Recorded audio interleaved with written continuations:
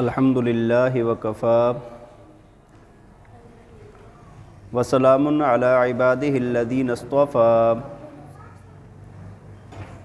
لا سیما علی سید الرسل وخاتم الانبیاء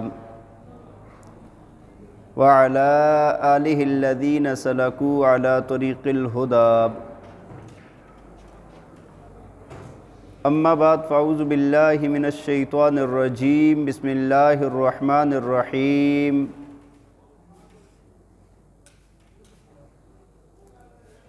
اليوم نختم على افواہہم وتکلمنا ایدیہم وتشہد ارجلہم بما كانوا یکسبون صدق اللہ العظیم وصدق رسولہ النبی الکریم وَنَحْنُ عَلَى ذَلِكَ لَمِنَ الشَّاهِدِينَ وَالشَّاكِرِينَ وَالْحَمْدُ لِلَّهِ رَبِّ الْعَالَمِينَ یا رب صلی وسلم دائما ابدا علی حبیبک خیر الخلق کلہم هو الحبیب الذی ترجى شفاعته لکل حول من الاحوال مقتحم رب اشرح لی صدری ویسر لی امری واحلل عقدۃ من لسانی یفقہوا قولی رب زدنی علما رب زدنی عملا سبحانک لا علم لنا الا ما علمتنا انک انت العلیم الحکیم۔ محبت اور شوق کے ساتھ ثواب کی نیت سے بآواز بلند درود پاک پڑھ لیں۔ اللہم صلی علی سیدنا و مولانا محمد وعلی آل سیدنا و مولانا محمد وبارک وسلم۔ اللہم صلی علی سیدنا و مولانا محمد وعلی آل سیدنا و مولانا محمد وبارک وسلم۔ اللہم صلی علی سیدنا و مولانا محمد وعلی آل سیدنا و مولانا محمد وبارک وسلم۔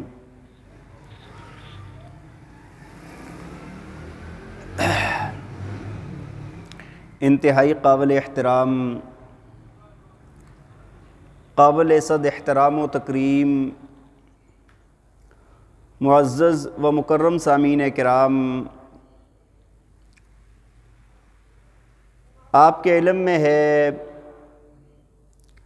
کہ اللہ رب ذوالجلال اپنے بندے کے ساتھ جو پیار اور محبت فرماتے ہیں، کائنات میں ایسی محبت، ایسا تعلق اور ہمارے ساتھ کسی کا بھی نہیں ہے۔ ماں باپ کی محبت الگ ہے، بہن بھائیوں کی محبت الگ ہے، میاں بیوی کی محبت الگ ہے، لیکن اللہ کی محبت کے سامنے میں وہ ایک ذرے کی حیثیت بھی نہیں رکھتی۔ سب سے زیادہ محبت کرنے والی ذات، سب سے زیادہ انسان کی فکر جس ذات کو ہے وہ اللہ رب ذوالجلال کی ذات ہے۔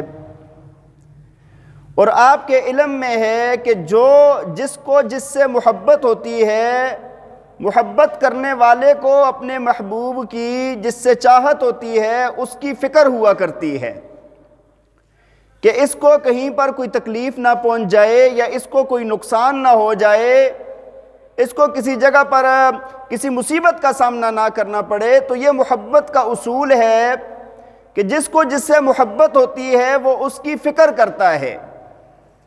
دیکھیں، میں نے آپ کو عرض کی کہ اللہ کی ذات کو انسان کے ساتھ ماں باپ سے بھی زیادہ محبت ہے، بہن بھائیوں سے بھی زیادہ محبت ہے، بلکہ کائنات کی ہر شے سے زیادہ محبت بندے کے ساتھ اللہ رب ذوالجلال کی ہے۔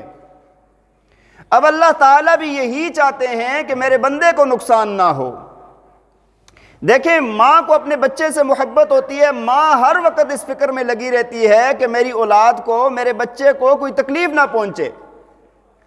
بعض دفعہ ماں باپ اپنی جان کی بازی لگا کر اپنے بچوں کو تکلیف سے بچاتے ہیں، لیکن وہ یہ چاہتے ہیں کہ میرے بچے کو تکلیف تو اللہ کی ذات جو ماں سے باپ سے 1000 گنا زیادہ محبت کرنے والی ذات ہے، وہ بھی یہی چاہتا ہے کہ میرے بندے کو کوئی نقصان نہ ہو۔ اور انسان کے لیے نقصان والی چیزوں میں سے اگر آپ دیکھیں گے تو سب سے زیادہ سب سے بڑی نقصان والی چیز گناہ ہے۔ سب سے بڑی نقصان والی چیز کیا ہے؟ گناہ ہے، زہر ہے، زہر قاتل ہے یہ۔ اسی وجہ سے اللہ تعالیٰ نے فرمایا وَذَرُوا ظَاهِرَ الْإِثْمِ وَبَاطِنَهُ، فرمایا کہ ظاہری اور باطنی سارے کے سارے گناہوں کو چھوڑ دو کیونکہ یہ تمہارے لیے نقصان ہے۔ اچھا یہ اس بات کو سمجھانے کے لیے، اور یہ جو اللہ کی بندے کے ساتھ محبت ہے، اس محبت کو اگر آپ دیکھنا چاہتے ہیں تو آپ قرآن کو دیکھیں تو آپ کو بخوبی نظر آئے گا۔ اللہ تعالیٰ نے اتنے مختلف انداز میں انسان کو گناہ سے بچانے کی بات بتائی ہے، اتنا بار بار پھیر پھیر کر مختلف انداز میں مختلف حالات دکھا دکھا کر اللہ تعالیٰ نے انسان کو بتایا ہے کہ بھائی تو گناہ سے بچ جا، یہ تیرا بہت بڑا نقصان ہے۔ جیسے ماں باپ بچے کو سمجھا رہے ہوتے ہیں نا، طرح طرح سے مثالیں دے کر سمجھا رہے ہوتے ہیں کہ فلاں ایسے کر رہا تھا اس کے ساتھ ایسے ہو گیا، فلاں نے یہ کیا تھا اس کے ساتھ ایسے ہو گیا تھا۔ ایسے ہی اللہ رب ذوالجلال انسان کو یہ سمجھا رہے ہیں کہ اپنے آپ کو گناہ سے، اس زہر قاتل سے بچا لے۔ دیکھیں اگر آپ غور اور فکر کریں تو آپ کو ایک بات نظر آئے گی، اللہ تعالیٰ نے انبیاء کرام کو مبعوث فرمایا، کیوں فرمایا؟ انسان گناہ سے بچ جائے، انسان اللہ کی نافرمانی سے بچ جائے۔ کتابیں نازل کی، کتابوں کے نزول کا مقصد بھی یہی ہے، انسان اللہ کی ماننے والا بن جائے اور گناہوں سے اپنے آپ کو بچا لے۔ پھر اللہ تعالیٰ نے قرآن پاک نازل کیا تو قرآن پاک کے نزول کا مقصد بھی صرف اور صرف یہ تھا کہ فرمایا کہ انسان اللہ کی ماننے والا بن جائے اور گناہوں سے اپنے آپ کو بچا لے۔ اور قرآن کو آپ کبھی کھول کر پڑھیں نا، قرآن کو آپ کھول کر دیکھیں تو بندے کی 14 طبق روشن ہو جاتے ہیں۔ انسان کے تو یار اللہ کو بندے سے اتنا پیار ہے، اتنا خیال ہے، اتنی فکر ہے۔ دیکھیں کبھی اللہ تعالیٰ انسان کو جنت کے باغات، جنت کے گھر، جنت کی نعمتیں بتا بتا کر اللہ تعالیٰ انسان کو کہتے ہیں گناہ سے بچ گیا تو تیرے لیے اتنے بڑے بڑے انعامات ہیں۔ ما لا عین رات ولا اذن سمعت ولا خطر علی قلب بشر۔ اللہ فرماتے ہیں جنت ایسی ہے کہ جس کو کسی آنکھ نے دیکھا نہیں، کسی کان نے سنا نہیں، کسی انسان کے دل اور دماغ کے اندر اس کا خیال تک نہیں گزرا۔ بچ جائے گا تو یہ نعمتیں تجھے میں عطا کروں گا۔ اور کبھی اللہ تعالیٰ جہنم کی ہولناکیاں بتا کر، اپنی پکڑ بتا کر نہیں بچے گا تو ایسی سخت سزا ملے گی، ایسی جہنم ہوگی، میری پکڑ اتنی زبردست ہوگی، اپنے آپ کو بچا لے جہنم سے۔ وَلَا يُوثِقُ وَثَاقَهُ أَحَدٌ، اللہ فرماتے ہیں جب میں پکڑوں گا نا تو میری پکڑ جیسی پکڑ کسی کی نہیں ہوگی۔ إِنَّ أَخْذَهُ عَلِيمٌ شَدِيدٌ، میری جو پکڑ ہے انتہائی سخت اور دردناک ہے۔ لَوْ عَذِّبُهُ عَذَابًا لَوْ عَذِّبُهُ أَحَدًا مِّنَ الْعَالَمِينَ، جو نہیں مانے گا گناہ کے اندر پھنسے گا، فرمایا ایسی سزا دوں گا کہ کائنات میں کسی نہ کسی کو بھی ایسی سزا نہیں دی ہوگی۔ تو جہنم سے بچایا جا رہا ہے، بتایا جا رہا ہے انسان اپنے آپ کو گناہ سے بچا۔ اور کبھی اللہ تعالیٰ پہلی قوموں کے تذکرے فرما کے تجھ سے پہلے جو قومیں گزری ہیں ذرا اپنے ماضی کو دیکھ، ان کے حالات بتائے۔ قوم سمود کو دیکھ، قوم عاد کو دیکھ، کتنی طاقتور قوت والی قومیں تھی، لیکن رب کی نافرمانی پر جب آ گئی، حد سے تجاوز کیا تو فرمایا کہ ایسی سزا دی ان کو، میں نے کہ کأنہم اعجاز نخل خاویہ، فرمایا اس طرح گرے پڑے تھے جس طرح کھجور کے تنے گرے پڑے ہوتے ہیں زمین پر۔ تو ان سے زیادہ طاقت اور قوت والا نہیں ہے، تو ان سے زیادہ کاریگریوں والا نہیں ہے، تو اس سے زیادہ دنیا کمانے والا نہیں ہے، اس وجہ سے میں تجھے بتا رہا ہوں کہ یہ تیرا نقصان ہے۔ وَكَمْ أَهْلَكْنَا قَبْلَهُمْ مِنْ قَرْنٍ هَلْ تُحِسُّ مِنْهُمْ مِنْ أَحَدٍ أَوْ تَسْمَعُ لَهُمْ رِكْزًا، اللہ فرماتے ہیں ان کو میں نے ایسا ہلاک کیا آج تجھے ان کی نا کوئی چھوٹی موٹی آواز تک نہیں سنائی دے گی، نام و نشان تک میں نے مٹا کے رکھ دیا ہے ان کا۔ اور کبھی اللہ تعالیٰ اپنی انعامات کو یاد کراتے ہیں کہ تجھے میں نے کیسی کیسی نعمتیں دی ہیں، تیرے اوپر میں نے دنیا میں کیسی نعمتیں دی، تیری جسم کی کیسی نعمتیں ہیں، تجھے دیکھنے کی، سننے کی، بولنے کی صلاحیت دی، تجھے میں نے کام کرنے کی، چلنے پھرنے کی، ہاتھ پاؤں کی صلاحیتیں عطا فرمائی ہیں، تجھے میں نے، تیرے لیے میں نے زمین آسمان کو بنا دیا ہے، تیرے لیے ساری نعمتوں کو بنا دیا ہے۔ اللہ تعالیٰ قرآن میں جا بجا ایک ایک بات گن گن کر بتاتے ہیں کہ یہ میرے تیرے اوپر انعامات ہیں، اور اصول یہ ہے کہ جس کے انعامات ہوتے ہیں بندہ اس کا احسان مانتا ہے۔ میرا احسان ماند، میں تیرا محسن ہوں اور میری نافرمانی نہ کر۔ تو بھائی مختلف انداز، مختلف باتیں قرآن نے ہمیں بتائی ہیں تاکہ انسان گناہ سے بچ جائے۔ اب یہ ساری باتوں کا میں تذکرہ کروں یہ تو بہت مشکل ہے، بہت لمبا موضوع ہے۔ بس اس میں سے ایک بات کا آپ کے سامنے عرض کروں گا بھی آج۔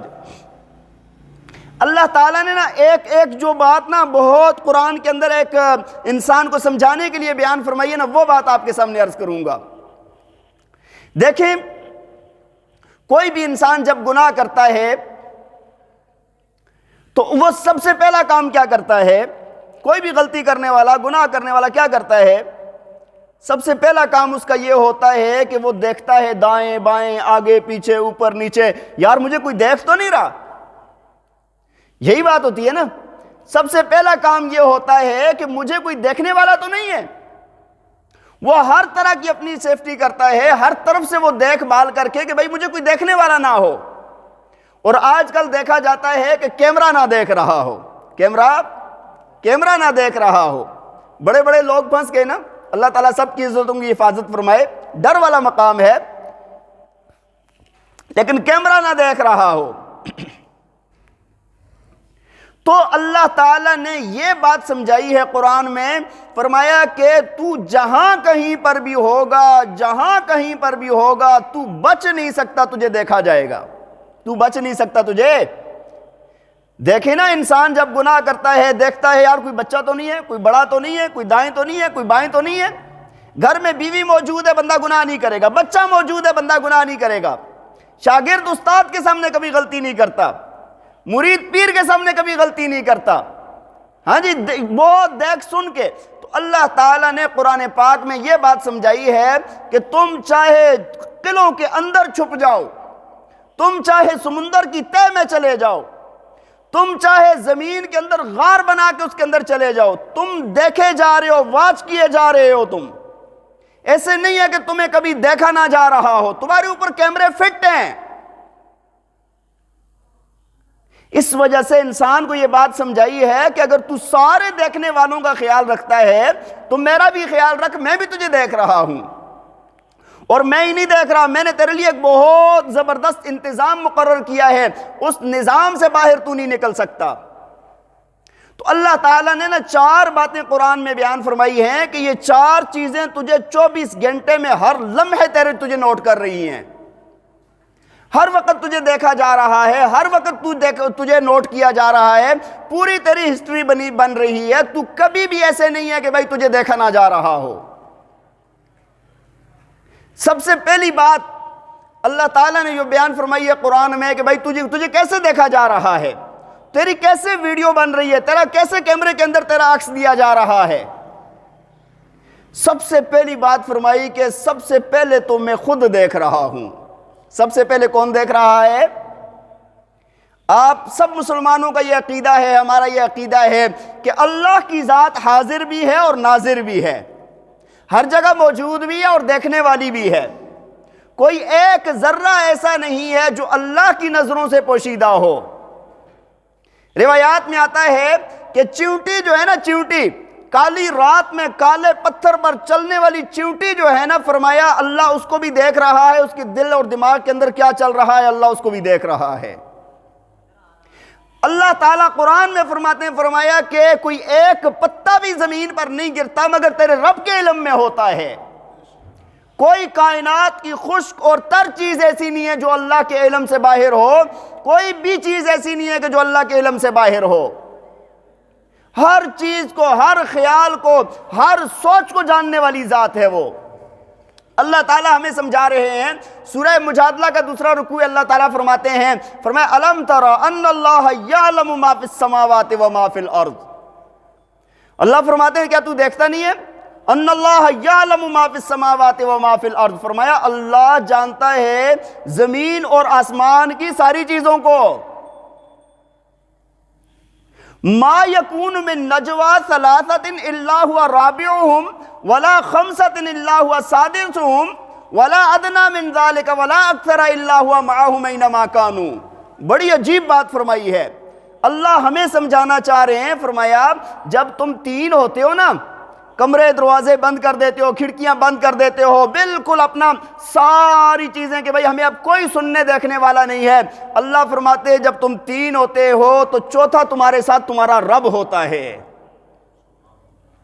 وَلَا خَمْسَةٍ إِلَّا هُوَ سَادِسُهُمْ، اللہ فرماتے ہیں کہ جب تم چار ہوتے ہو، جب تم پانچ ہوتے ہو تو چھٹا تمہارے ساتھ تمہارا رب ہوتا ہے۔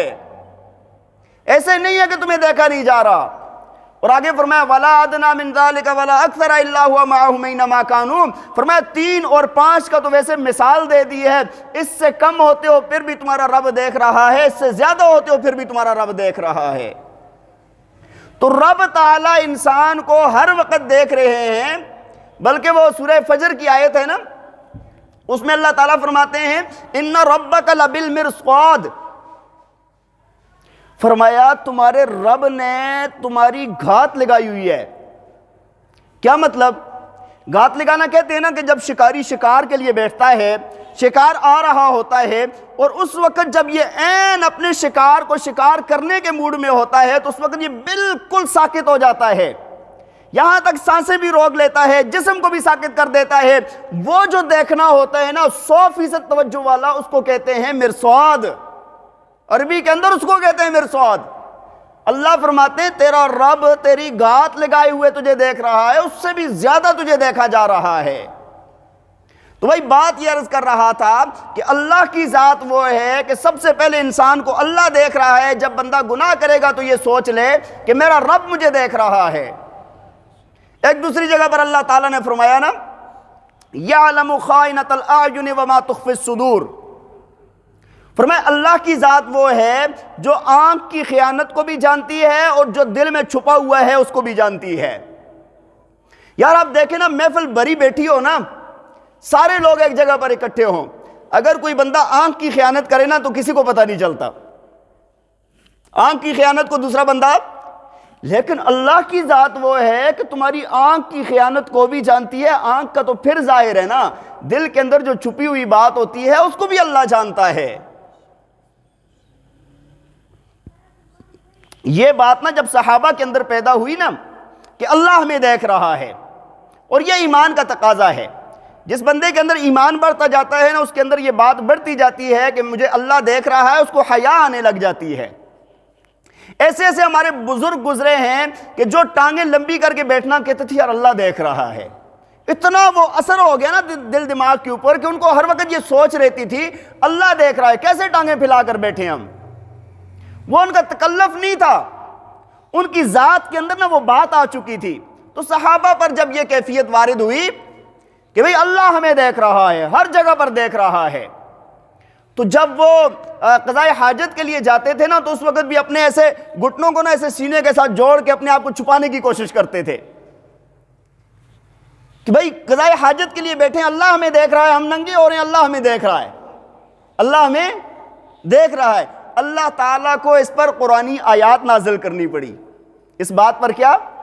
سورہ ہود کے پہلے رکوع میں اللہ تعالیٰ نے قرآنی آیات نازل فرمائی، فرمایا الا انہم یثنون صدورہم لیستخفوا من، فرمایا خبردار تم یہ کرتے ہو کہ جب تم قضاء حاجت کے لیے بیٹھتے ہو تو اپنے آپ کو اپنے سینوں کے ساتھ دورہ کرتے ہو، اپنے آپ کو چھپانے کی کوشش کرتے ہو۔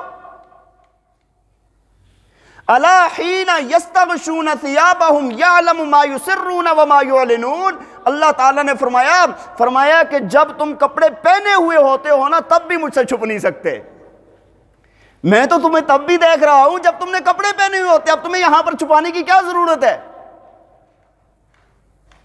یعلم ما یسرون وما یعلنون، اللہ نے فرمایا اللہ وہ بھی جانتا ہے جو تم چھپاتے ہو، جو تم ظاہر کرتے ہو، اللہ سب جانتا ہے۔ انہ علیم بذات الصدور، یہ تو تمہاری جسامت ہے نا، ظاہر ہے، فرمایا اللہ تمہارے دلوں کے اندر چھپے ہوئے رازوں کو بھی جانتا ہے، اللہ سے مخفی نہیں ہو سکتے، اللہ سے نہیں چھپ سکتے۔ تو اس وجہ سے پہلی بات جو بیان فرمائی ہے وہ یہ فرمایا کہ اللہ تعالیٰ کی ذات تمہیں دیکھ رہی ہے، اللہ تمہیں دیکھ رہا ہے، ہر وقت تمہاری نگرانی کی جا رہی ہے۔ وہ پیر ذوالفقار صاحب نے ایک واقعہ نقل کیا ہے نا، ابراہیم ادم رحمہ اللہ تعالیٰ علیہ ایک بہت بڑے بزرگ گزرے ہیں، بہت بڑے اللہ کے ولی تھے، آپ حضرات نے ان کے واقعات پڑھے سنے ہوں گے۔ ان کے پاس نا ایک نوجوان آیا اور آ کر عرض کرنے لگا، حضرت گناہ کرنے کو بڑا دل کرتا ہے، کوئی بھی گناہ کے اندر پھنسا ہوا تھا، انسان ہے جس گناہ کے اندر پھنس جائے ادھر ہی پھنسا رہتا ہے، گناہ کرنے کو دل کرتا ہے، گناہ کرنا چاہتا ہوں، رک نہیں سکتا، لیکن ڈر بھی لگتا ہے۔ کیا لگتا ہے؟ ڈر بھی لگتا ہے کہ اللہ پکڑے گا۔ حضرت نے فرمایا کوئی بات نہیں، کہتے ہیں مجھے کوئی ایسا رستہ بتا دیں کہ میں تاکہ گناہ بھی کروں اللہ کی پکڑ میں بھی نہ ہوں۔ حضرت نے فرمایا ٹھیک ہے میں بتا دیتا ہوں۔ وہ بڑا خوش ہو گیا، کہتا ہے حضرت طریقہ بتائیں گے، گناہ بھی کروں اور اللہ پکڑے بھی نہ۔ تو حضرت نے فرمایا بھائی ایسی بات ہے، پہلی بات یہ ہے ایسے کرو کہ تم گناہ کرنا چاہتے ہو اور پکڑ سے بچنا چاہتے ہو تو اللہ کی نظروں سے اوجھل ہو کر لیا کرو۔ اچھا وہ بڑا خوش ہوا پہلے جب بات سنی، پھر سوچ میں پڑ گیا یار اللہ کی نظروں سے اوجھل کدھر ہو جاؤں گا، میں اللہ سے کدھر چھپ سکتا ہوں، کدھر اوجھل ہو جاؤں؟ کہا حضرت اللہ کی نظروں سے اوجھل ہونا ممکن نہیں ہے۔ کہا اچھا پھر ایسے کرو نا کہ دیکھو اس زمین پر رہتے ہو نا، اللہ کا کھاتے ہو، اللہ کا دیا ہوا کھاتے ہو، ساری روزی کا مالک رازق تو وہی ہے نا، ان اللہ هو الرزاق، اللہ ہی رزاق ہے نا۔ تو ایسے کرو کہ آج کے بعد نا بس اللہ کا بنایا ہوا کوئی چیز کھاؤ نہیں اور پھر اپنی مرضی کرو، کل جب اللہ پوچھے گا کہہ دینا یار نہ تیرا کھاتا تھا نہ تیری مانتا تھا۔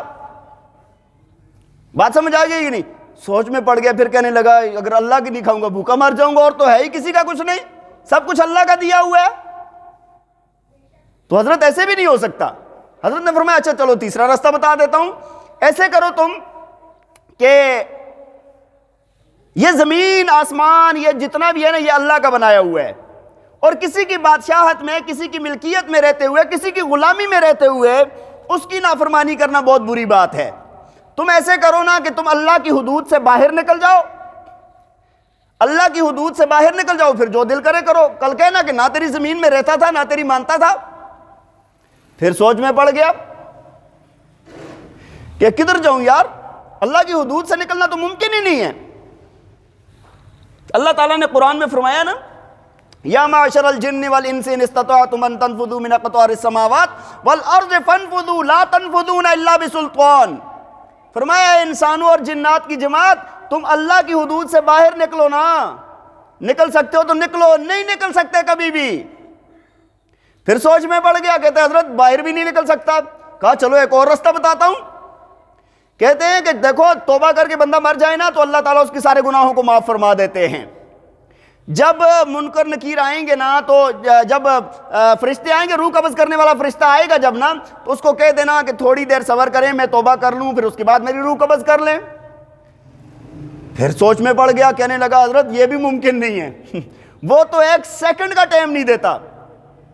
فَإِذَا جَاءَ أَجَلُهُمْ لَا يَسْتَأْخِرُونَ سَاعَةً وَلَا يَسْتَقْدِمُونَ، جب موت کا وقت آ جاتا ہے ایک لمحہ نہ آگے ہوتا ہے نہ پیچھے ہوتا ہے، عین وقت پر موت آتی ہے۔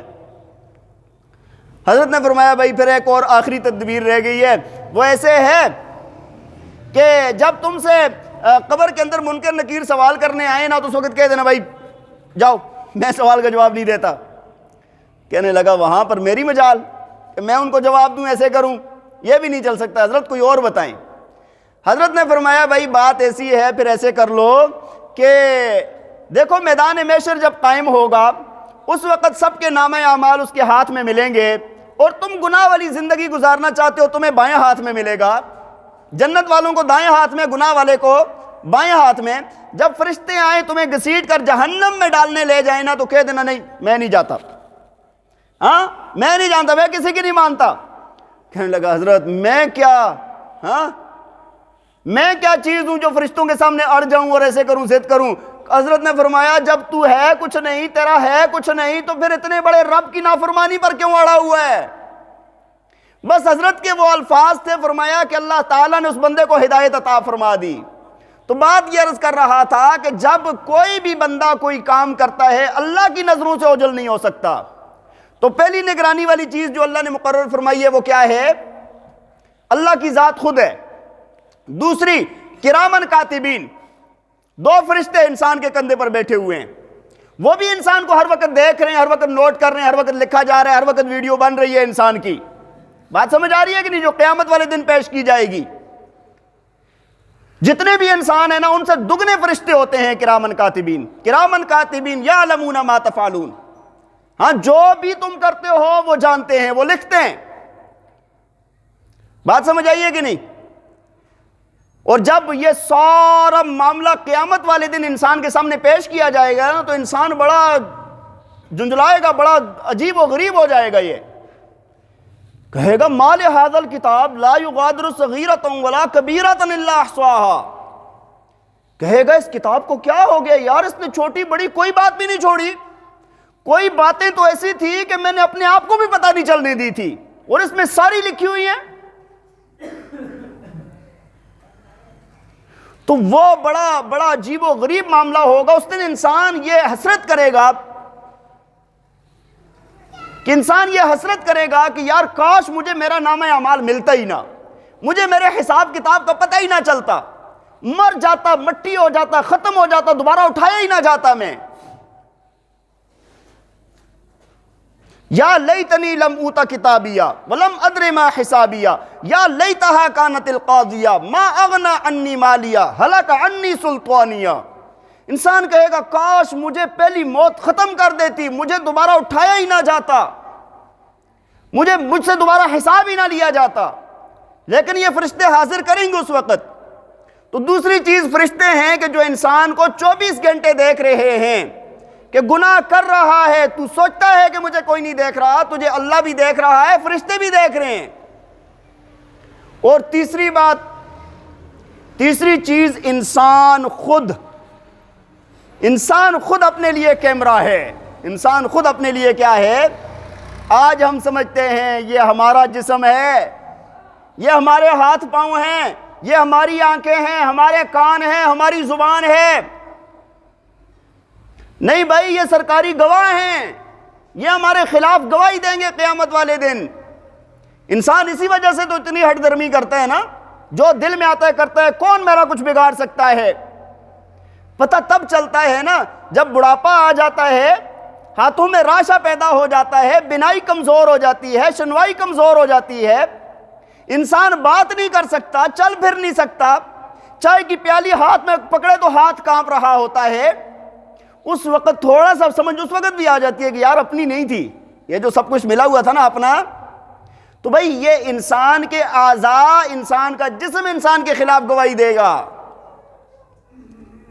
اللہ تعالیٰ نے سورہ یاسین میں فرمایا نا الیوم نختم علی افواہہم، اللہ فرماتے ہیں قیامت والے دن ہم اس زبان پر مہر لگا دیں گے۔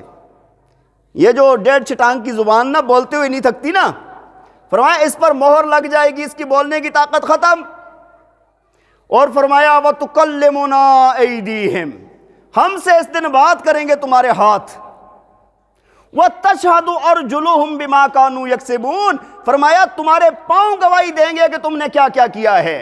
یہ ہاتھ سرکاری گواہ ہیں، موبائل ہاتھ میں اٹھایا ہوا ہے، سوچ رہے ہیں کسی کو پتہ نہیں، یہ گواہ بنے، یہ ہمارے خلاف کیمرہ ہیں، پاؤں گواہی دیں گے۔ اور سورہ حامیم سجدہ کے اندر اللہ تعالیٰ نے فرمایا وَيَوْمَ يُحْشَرُ أَعْدَاءُ اللَّهِ إِلَى النَّارِ فَهُمْ يُوزَعُونَ حَتَّى إِذَا مَا جَاءُوهَا شَهِدَ عَلَيْهِمْ سَمْعُهُمْ وَأَبْصَارُهُمْ وَجُلُودُهُمْ بِمَا كَانُوا يَعْمَلُونَ۔ اللہ تعالیٰ نے 3 چیزیں اور بیان فرمائی ہیں، یہ بھی انسان کے خلاف گواہی دیں گی۔ فرمایا اس کی آنکھیں، اس کے کان اور اس کے جسم کی چمڑی اس کے خلاف گواہی دے گی کہ اس نے ایسے ایسے کیا ہے۔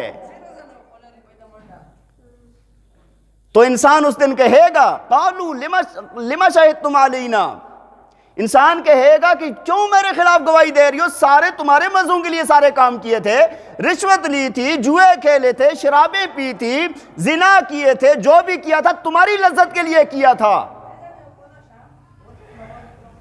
تو وہ اس دن یہ سارا جسم انسان کو بول کر کہے گا قالوا انطقنا اللہ الذی انطق کل شیء، یہ کہے گا کہ جس رب نے ہر چیز کو بولنے کی طاقت دی تھی آج اس نے ہمیں بولنے کی طاقت دی ہے۔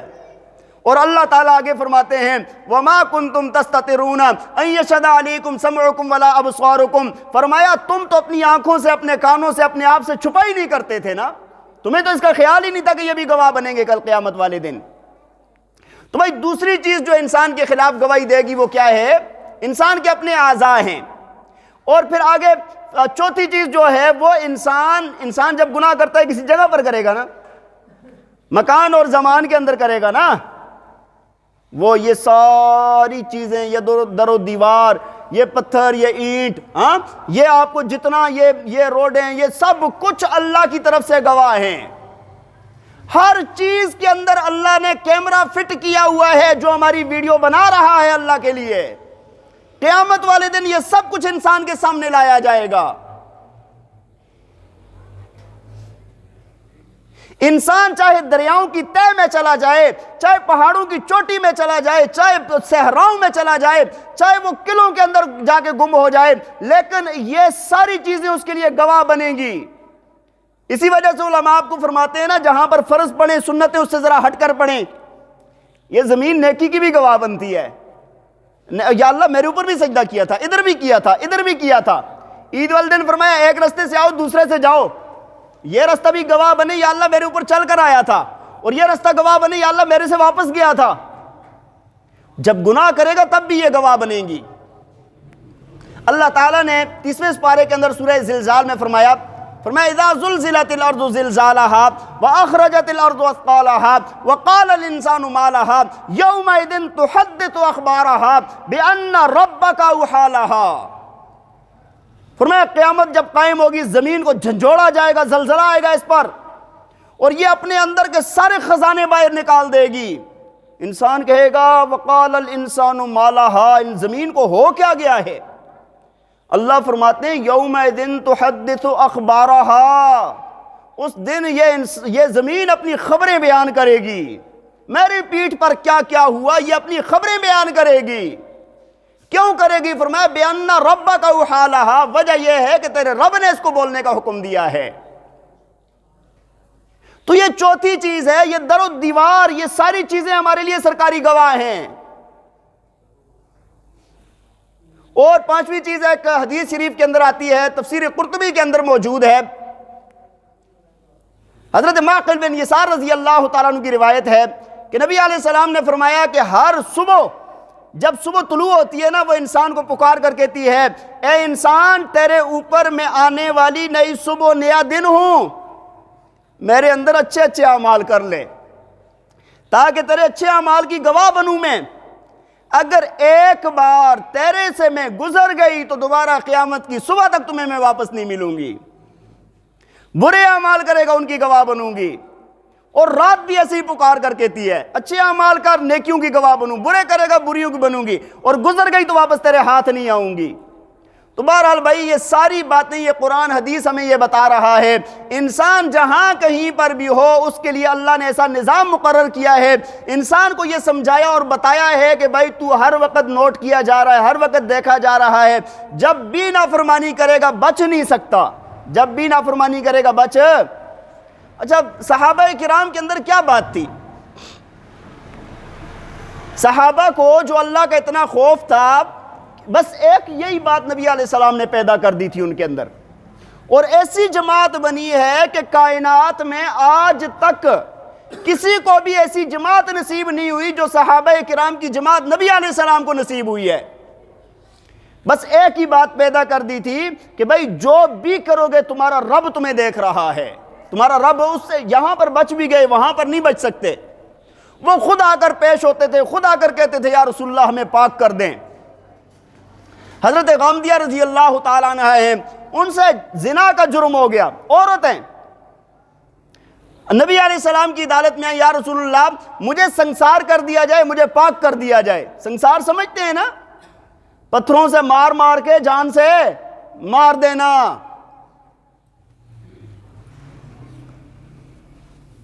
تو نبی علیہ السلام کی عدالت میں آئی، آپ نے فرمایا ابھی تم حاملہ ہو، جب تمہارا حمل یعنی تمہارا بچہ پیدا ہو جائے اس کے بعد آنا۔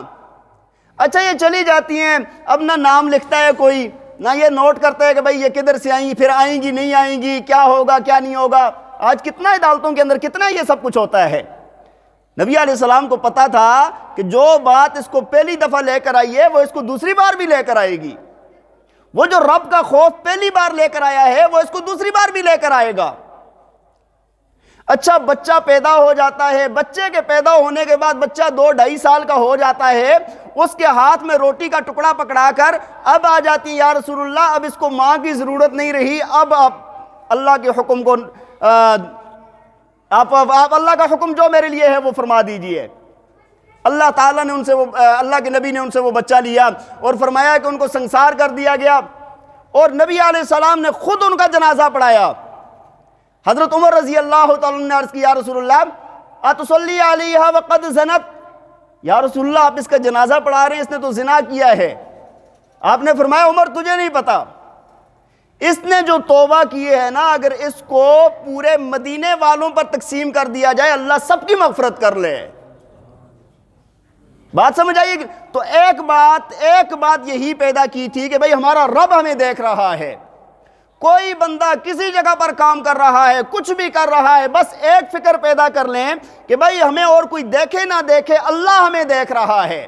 جب یہ فکر پیدا ہو گئی تو انشاءاللہ انسان آہستہ آہستہ آہستہ گناہوں سے دور ہو جائے گا اور نیکیوں کے قریب ہوتا جائے گا۔ اللہ تعالی ہمیں عمل کرنے کی توفیق عطا فرمائے۔ وآخر دعوانا ان الحمدللہ رب العالمین۔ اذان کے بعد سنتیں عطا فرمائے۔